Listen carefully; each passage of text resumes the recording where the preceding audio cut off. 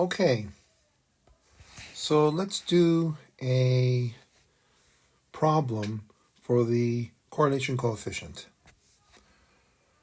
So we're going to calculate R, and we're going to do the previous problem that we did in class, where the streaming service, right?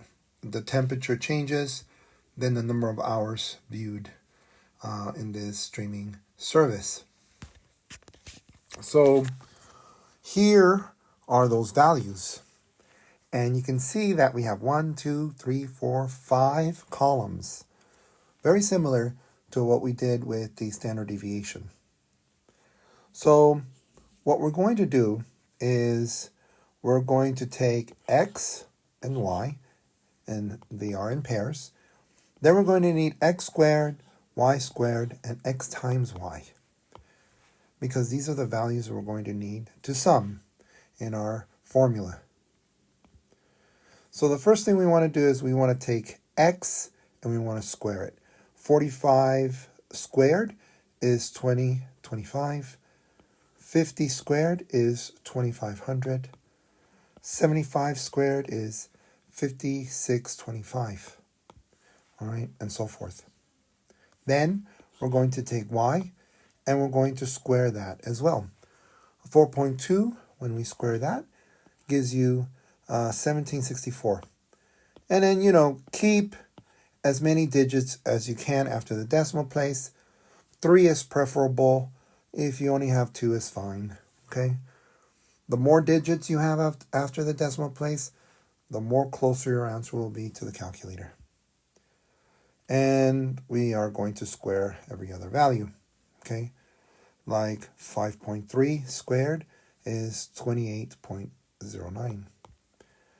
5.5 squared is 30.25. And 5.9 squared is 34.81. Now, you can see that I don't show you all the steps because we've done something similar to this when we did the standard deviation. So we're a little more advanced. We can definitely just write the answers.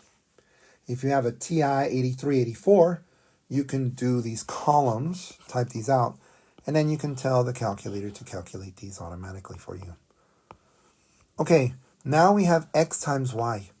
So we take x and y, we multiply those two numbers, and it gives you 189.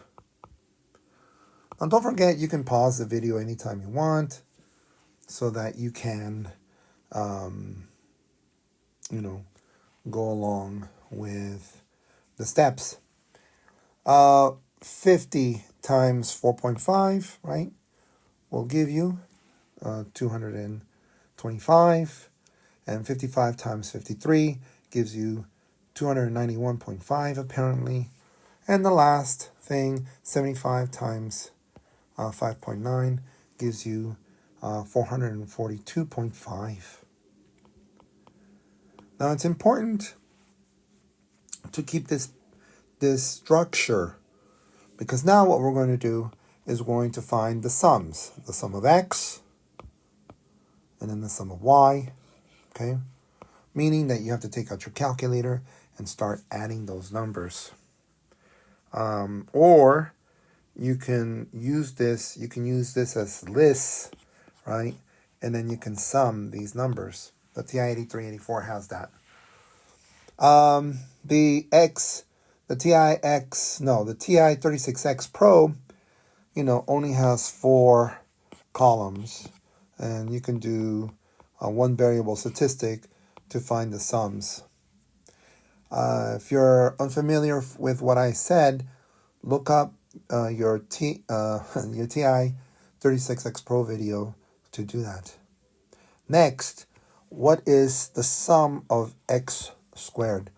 And we have this value right here, 25,900. The sum of y squared is 187.54. Okay.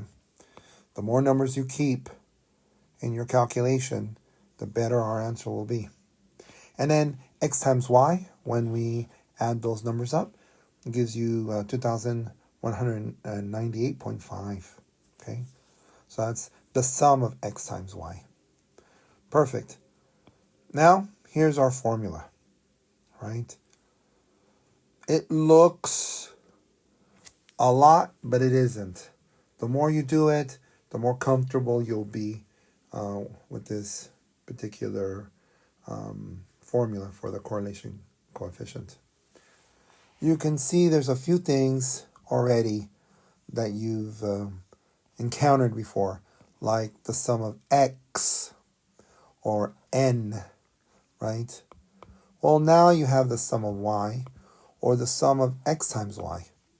You also have something over here where it's the sum of x squared, which would be this right here, this value right here. And so we're going to work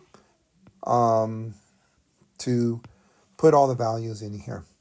So what I like to do is I like to pop in those values first and then work step by step.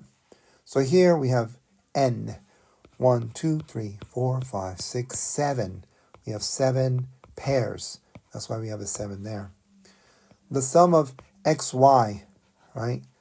The sum of xy is this number here. All the values for our formula is ready to go. Then we have subtraction, which is right here.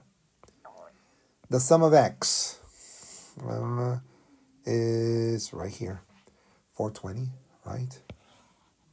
That's right. The sum of y, right here, 36, right there. Okay. Why put parentheses? You can see that the formula has parentheses all over the place. It has them there so that you understand that you pop in some value. And 2 parentheses, right? 2 sets of parentheses in this case is multiplication. When you see parentheses, you think of, that's right, multiplication. Then we're going to do the bottom, okay? Yes, you can do the top first and then work on the bottom. But what I want to demonstrate to you is putting all the values and where they go. And then, start paring things down. So here we have n, which is 1, 2, 3, 4, 5, 6, 7. 7 pairs. That's why there's a 7. Then here is the sum of x squared. The sum of x squared. See, the sum of x squared. The sum of x squared is the same as that one. So whatever value we have here, we substitute it. Okay, that's great. Then, this is a very challenging one for some students. This is the sum, it's this one right here. This is the sum of x quantity squared, okay? Which is not the same as the sum of x squared.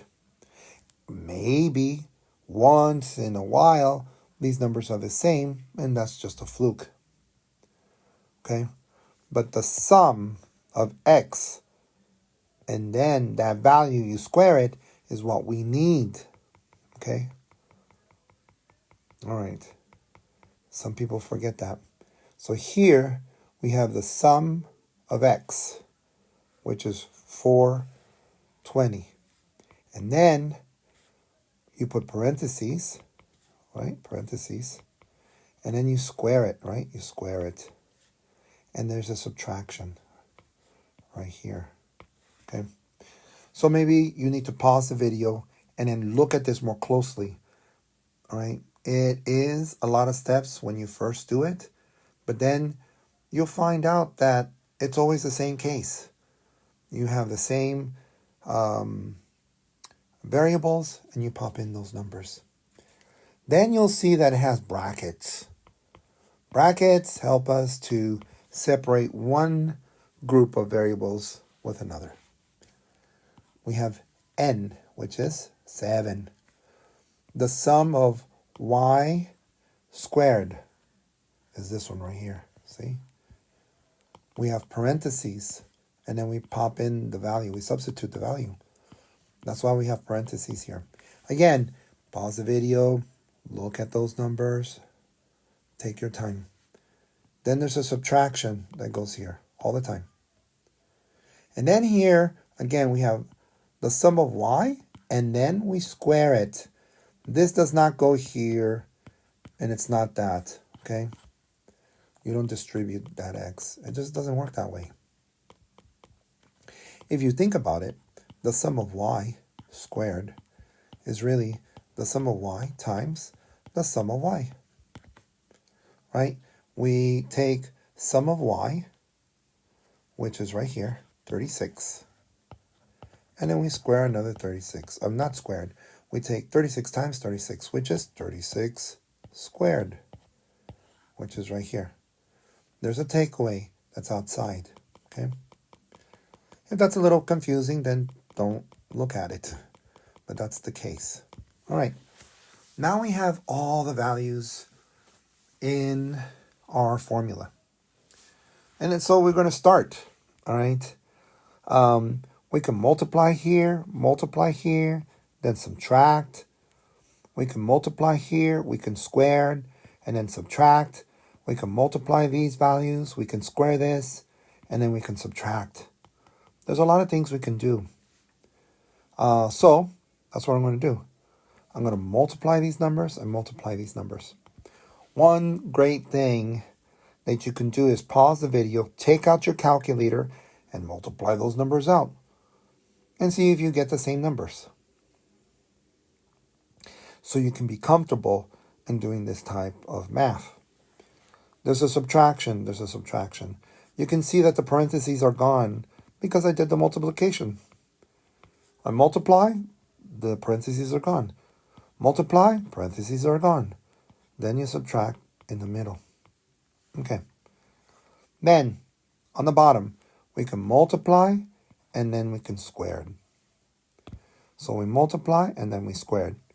When we multiply and when we square the number, those parentheses go away and we have a subtraction. Not only that, but you can see that we have brackets. Those brackets are here. Why do we have brackets? Because this bracket and this bracket, we're going to multiply those two numbers in the end. The next bracket is 7 times 187.54, and then we're going to square the 36. That's going to be negative. All these values, they're always going to be negative. Always. Okay? Even if 420 had a negative, that's going to be a positive. And a negative times a positive is always going to be a negative. Okay. Now what? Now that we have these multiplications, right? We multiplied here, parentheses is gone. We squared here, the parentheses is gone, and then we have the subtraction. What now? We can subtract. Simplify the problem even more. But before we do that, don't forget the square root. Some people will forget the square root. All right, let's keep going. Subtract. Great. Subtract. Keep the brackets.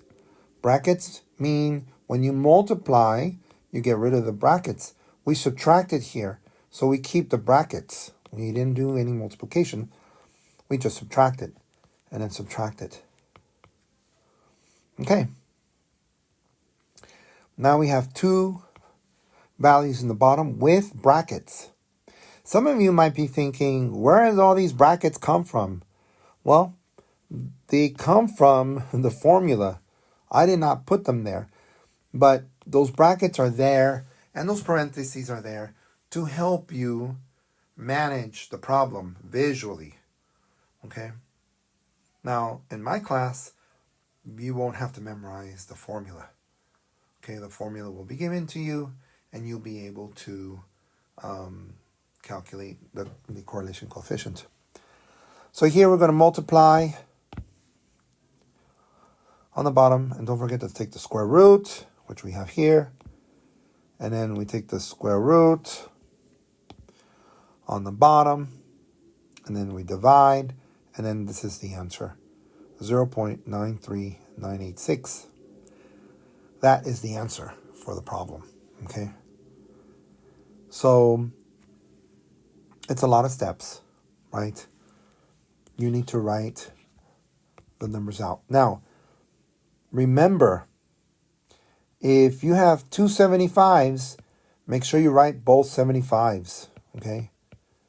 So you need to, if there's any numbers that repeat, you need to put it in this list. That's very important, okay? This is not a frequency table. These are paired points, right? And we're trying to find the relationship between those 2 points. And the relationship seems to be pretty good at 0.939, which states that it's a strong relationship between the 2 variables, that they seem to match, that there's some correspondence between the 2.